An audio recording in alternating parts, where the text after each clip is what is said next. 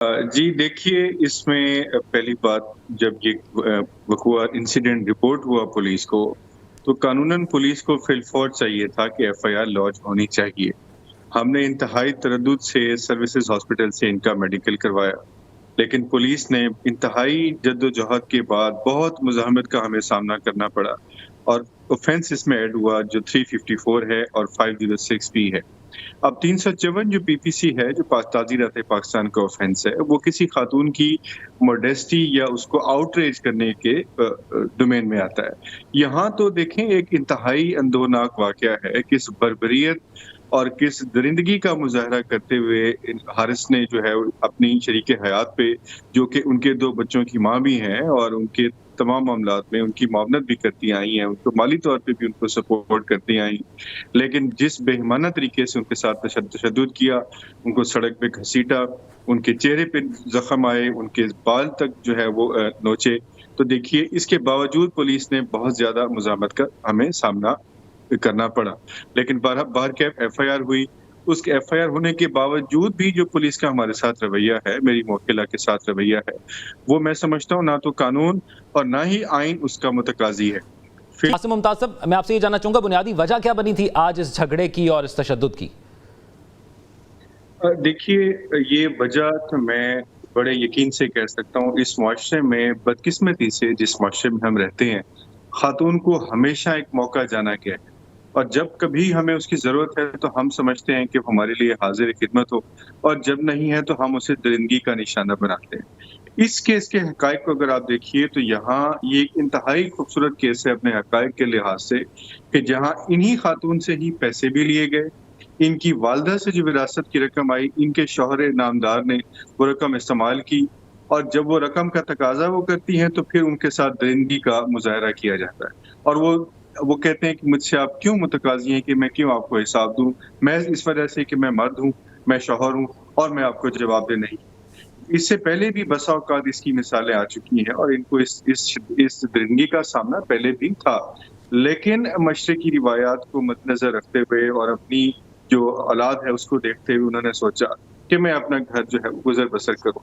ताहम recent past में जब ये ऐसे वाक़े हुए तो इसमें बेतहाशा आपने देखा कि एग्रेशन का सामना उनको करना पड़ा। आपने उनकी तस्वीर देखी, किस बेरहमी से उनके साथ बर्ताव किया गया और उस पे देखें एक इंतहाई अंदोनाक बात है। हम जिस निज़ाम में, जिस मुआशरे में रहते हैं और बदकिस्मती से जहाँ लाक़ानूनियत का मैं समझता हूँ अरूज है कि यहाँ कोई पुरसाने हाल नहीं है कि जब किसी खातून के साथ, हवा की बेटी के साथ आसिम साहब, जुल्म हो। बिल्कुल सही फरमा रहे हैं आप। ये बताइएगा अब इस वक्त आयशा जाज़िब साहिबा की हालत कैसी है और वो अपने घर पर मौजूद है, कहाँ पर जी देखिए, उनके जो ज़ख्म हैं उनकी नौयत ऐसी है कि बहुत ज़्यादा वो कर्ब में हैं, बहुत ज़्यादा अज़ियत में हैं और दर्द से गुज़र रही हैं। गो कि मैं मशहूर हूँ इस मीडिया के तवज्जुह से भी मुझे ये कहना चाहिए कि वज़ीर-ए-आज़म पाकिस्तान साहब ने भी अज़-खुद नोटिस लिया, मरियम नवाज़ साहिबा ने भी अज़-खुद नोटिस लिया। लेकिन ये जो नोटिसेज़ हैं, ये कार्रवाई की हद तक तो ठीक है, लेकिन क्या वो जो दर्द की शिद्दत और जो तकलीफ़ जिससे खातून गुज़र रही हैं, ये उसका अज़ाला, ये मदावा कभी नहीं हो सकता। ताहम मैं समझता हूँ कि करार वाक़ई सज़ा ऐसे लोगों को मिलनी चाहिए ताकि किसी दीगर शख्स को ये एक कतई जुर्अत ना हो कि वो अपनी भले शरीके हयात है या कोई भी खातून है उस पे इस किस्म की दरिंदगी का मुज़ाहरा। ठीक है। अच्छा आसिम साहब, एक तो बताइएगा, आयशा जाज़िब साहिबा के जो शौहर हैं वो गिरफ्तार हो गए हैं अब और ये नॉन बेलेबल ऑफेंस है और कानून क्या कहता है इस पर? गिरफ्तार हो गए हैं और आज उनका जिस्मानी रिमांड भी 2 यौम के लिए मजिस्ट्रेट साहब की अदालत से पुलिस को मिल चुका है, क्योंकि उन पर जो दफ़ात लगी हैं वो 354 पीपीसी है जो नाकाबिल ज़मानत है और 7506 कि जब किसी को जान से मार देने की गर्ज से ललकारना या उस पे असलहा तानना। तो अब रिमांड की जो वजह है वो ये है क्योंकि हमारा मौक़िफ़ ये था कि जो असला इन पे जो इस्तेमाल किया गया है, जो धमकाया गया है, जिसके बलबूते पे वो अभी इनसे बरामद किया जाना है। तो अदालत ने हमारे मौक़िफ़ को तस्लीम किया और पुलिस को 2 दिन की मोहलत दी कि आप इनसे जो है रिकवरी कीजिए। और ये तो फरमाइएगा, अभी वो ज़ेर हिरासत है। ठीक है, अब मेडिकल रिपोर्ट आ गई है? जी, मेडिकल रिपोर्ट अभी फिलहाल पुलिस ने वसूल नहीं की। इनका एग्जामिनेशन जो है, मेडिको लीगल एग्जामिनेशन, वो सर्विसेज हॉस्पिटल से हो चुका है। मैं यकीन रखता हूँ कि सुबह तक शायद पुलिस वसूल कर। ये भी फरमाइएगा, अभी हमारे साथ ज़ैनब जमील साहिबा मौजूद हैं। इनका केस है, इन पर फायर हुआ था जिस कर्ब से ये गुजरी, लेकिन 6 साल हो गए, 6 फायर हुए, लेकिन अभी तक मुलजिम जो है वो गिरफ्तार ना हो सका, वो आज़ाद घूम रहा है। तो इस किस्म के केसेस में इतनी सुस्ती क्यों दिखाई जाती है?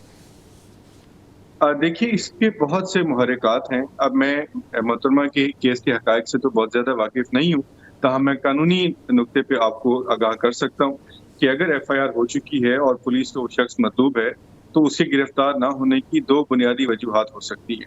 या तो ये कि वो रूपोश हो गया है, भले वो पाकिस्तान में है और किसी ऐसी जगह पे है कि जहाँ पुलिस चाह के भी उसे गिरफ्तार नहीं कर पा रही, और इसमें यकीनन पुलिस अगर चाहे तो उन्हें इश्तिहारी करार दिलवा सकती है अदालत से।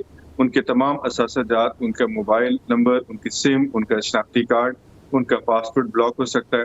और अगर वो मुल्क से फरार हो चुके हैं, तो इवन उस सूरत हाल में भी उनके रेड वारंट्स जारी हो सकते हैं। और रेड वारंट्स में हमारा जो पाकिस्तान, जो हमारी गवर्नमेंट ऑफ पाकिस्तान है, उसका इंटरपोल के साथ अरेंजमेंट है।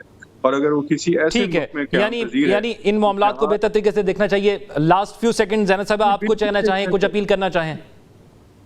जी, जैसे कि आसिफ मुमताज़ साहब ने कहा, बिल्कुल उन्होंने जो पहली बात की है, ये मुलज़िम जो है दूसरे सूबे से ताल्लुक़ रखता था और अब वो एक ऐसे इलाके में जा चुका है जो उसका गाँव है और वो एक किस्म का रूपोश हो चुका है। पुलिस ने उसको मफ़रूर तो करार दे दिया है और एप्लीकेशन भी जो है जा चुकी है बलूचिस्तान हुकूमत को। जो भी इस केस के जो इंस्टीट्यूशंस हैं जो इसको देख रहे हैं, उनसे अपील करती हूँ कि जल्द से जल्द इस मुलज़िम को गिरफ्तार किया जाए, क्योंकि मैं और मेरे बच्चे इस वक्त हर वक्त हमारे सर पर एक ठीक है, आप भी ये दरख्वास्त कर रही हैं कि जल्द से जल्द आपको इंसाफ मिले और